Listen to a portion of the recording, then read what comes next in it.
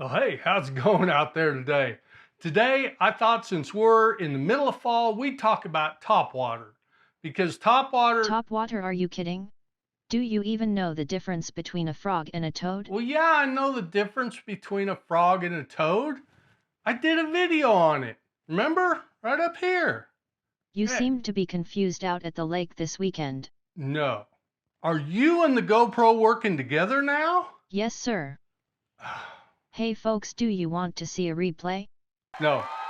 No. No. No. No. If you're a little new to topwater, you can see I've got a frog on the end of that, and that's what I'd suggest.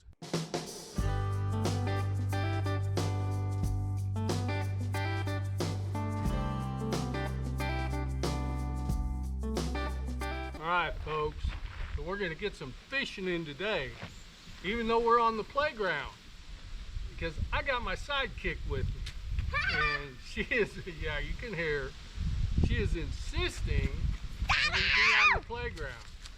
The first thing I'd recommend is going ahead and getting some baits where you just do a straight retrieve, and you may twitch it a little bit here and there, but trying to do something like a frog or a walking bait right off the bat can be a little bit intimidating. You don't want to be worried about how the bait's coming through the water. You want to be more worried about looking at the bait and where you're throwing it. So I would recommend using a 6-to-1 ratio reel, because if you do get a blow up, your heart's going to start pounding and you're going to probably start turning faster. So go ahead and get a slower speed gear ratio, which I recommend actually for anything that you're going to retrieve, a crankbait or anything like that. It just makes it a little easier for me anyway. So the second thing about topwater is it's a low percentage hookup. And don't feel bad. You know, you might miss 3 in a row and say, oh, I'm no good at this. Hey, sometimes the fish are just swiping at it, and all they're doing is coming up and just knocking it around. So that can be a problem sometimes. The other problem is when you see that blow up, your reaction is to jerk the rod right away. Don't jerk the rod right away. Let the rod load up a little bit so you know that you've got the fish hooked before you set the hook, okay? All right, so let's take a look at a few of these baits. First off, I think one of the easiest to throw, because it's got some weight behind it, it retrieves great, and it makes a lot of noise, is a whopper plopper. Now this actually is a Berkley Chopo 90, and it's a really good bait. Caught a lot of fish on this thing, and it's kind of my go-to, but it does sound like a freight train coming through the water, so it's pretty loud.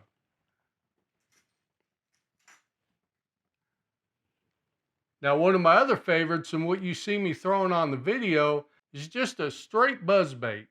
And I've got a toad behind it.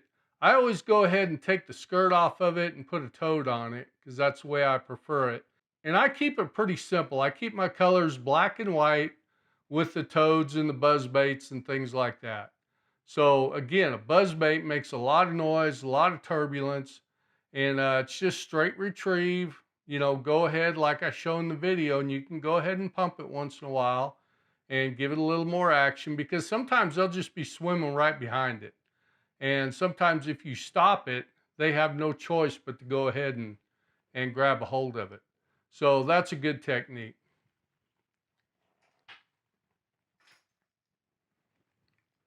Now, along the same lines, which it looks like the same type of bait, only you got a clapper on there. And these make a little extra noise. So that's a good option as well. Now you can also take a regular toad. This is a horny toad.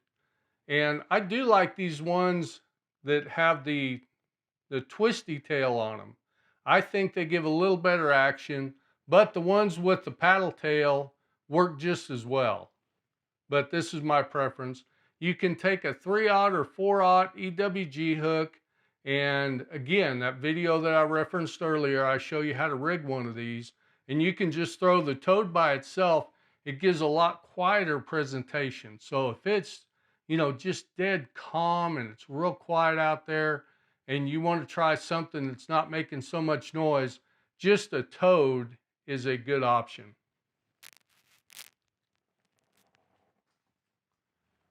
And I'll go ahead and say for anything topwater, if you buy a Heddon lure, Heddon just makes really good topwater lures.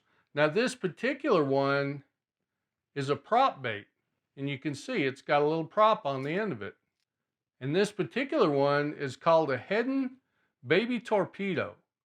And these are real effective too. They're kind of a cross between a walking bait and just a real quiet whopper plopper. They make a little bit of turbulence back behind them, and a good little bait again for when it's nice and quiet and you don't want the big choppo coming through the water or the buzz bait. And again, you'll see that video, a buzz bait leaves a wake behind it. It makes a lot of noise and a lot of turbulence. Now, the one pretty common theme to topwater fishing is it needs to be fairly calm. You can have a chop on the water, that's fine. But if you got, waves rolling, it's really hard to keep the motion on these topwater lures the same. So if you don't have a consistent wake behind it, in other words, if it's riding up and over waves, probably shouldn't be throwing that type of topwater. But again, some of the most effective times to throw it is when there's a little bit of chop on the water. When there's that chop on the water, sometimes those flashier buzz baits and things like that work really well. And hopefully this video's helped you. Me and the sidekick, we had a blast out there playing on the playground, doing a little fishing and flying the drone. And I kind of hope you like the drone footage. You'll be seeing more of that in the future. And until next time, guys, keep calm and hook 'em.